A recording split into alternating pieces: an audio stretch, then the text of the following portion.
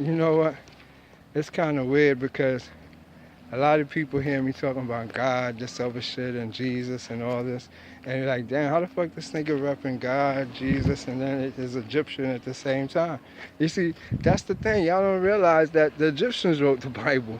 It's a Coptic book. The original you could get from y'all perspective is the Dead Sea Scrolls. You understand? And that's where it comes from. Judaism now, and what they're telling you is mysticism. You see, that's not the real Bible. When you're going into Judaism book, you got to go look into the Zohar and the Kabbalah. The Bible is a broken down of those stuff. You understand? But the stories is Egyptians. And that come from the Coptic Egyptians, who's really the Gnostics. And the Gnostics is one set of the Egyptians that's coming from the demonic. They were the children of the demonic side of it. The demonic side is the real side. That's the pictures you see that the Egyptians have on the walls. But it's all only one thing we're about, which is yoga, union with every energy. If you look at all the Egyptian pictures, the whole India concept copied it. And in India, you know what it means. But in Egypt, you don't know what it means. All the Egyptians are sitting in yoga positions, but you wouldn't notice it, but you'll notice it in India. It's crazy how we just could be psychologically psyched out to see things only from one perspective.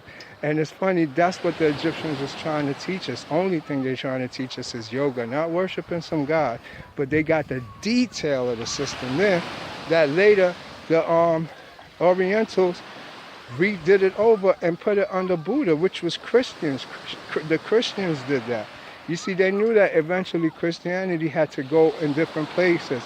And so in one place they switched it over to Muslim and made their books complement the Christian book. And then they went over to Muhammadiyah side and they took them and made up into Muhammadian first. That was Brahma. Brahma was the first version of it. And then Brahma and them made up it into the Rig Veda and all that. And then from the Rig Veda it got translated into Buddhism.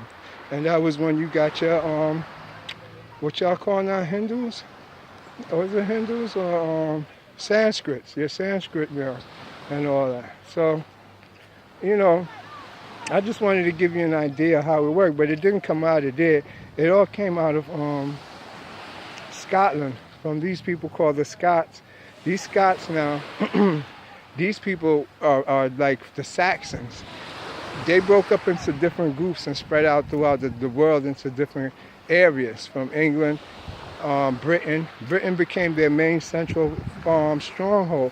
And from there they went to Germany, took over Germany, came to the United States, took over the United States, and they pushed that one religion and killing off all of the old religion, and it became their secret science. That's the science of the Chaldeans, you know, the magic.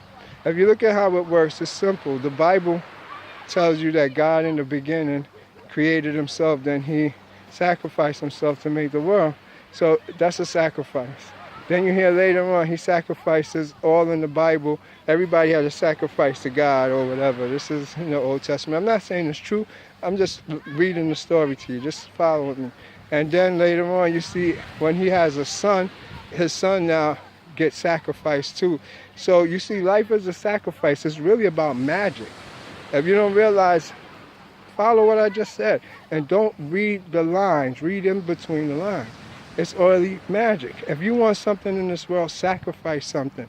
When y'all hear them blood sacrifices and this and that, that's more real than you saying it don't exist. Anything you do, you have to make a sacrifice. If you get up, so if you want something to eat, you have to get up. That's the sacrifice. So everything is a sacrifice, but I'm talking real shit. You want real shit, you gotta make real sacrifices. So you gotta understand how life works. It's magic. And if you're not ready to be the wizard or the magician, like all these new shows and movies are showing you, you're missing out the whole point. You're the good son that is not gonna be the head of the household. The prodigal son who go out there and practice all that craft and do all that is gonna learn. I'm just teaching you the truth. But it comes with also learning the Messiah signs, because you see, y'all worshiping Jesus and not realize, if you go to the Gospel of Thomas, they just give you some good philosophy of his stuff. He got his own individual shit that come with meditation, how to control your Merkaba. He taught everything. He taught you how to, if you could say walk on water, he taught that. So we learned that. It's not just about you going around preaching. Ours is action. It's no talking. Like if we meet up in person, it's no talking. It's chakra energy work all day. And that's the teachings of the Messiah. And this is the teachings of the Egyptians. That's what they show you in the picture, the lily flower, the positions they standing in, 1 foot forward. Stand like that for an hour and a half. Don't move. Try that. Everything we do is sacrifice, pain. If you look at every position they're in, it's painful. Remember that. If you don't make a sacrifice, you're not going to get nothing. Remember, Egyptian philosophy, learn something every day. University of Conscious Science. One love.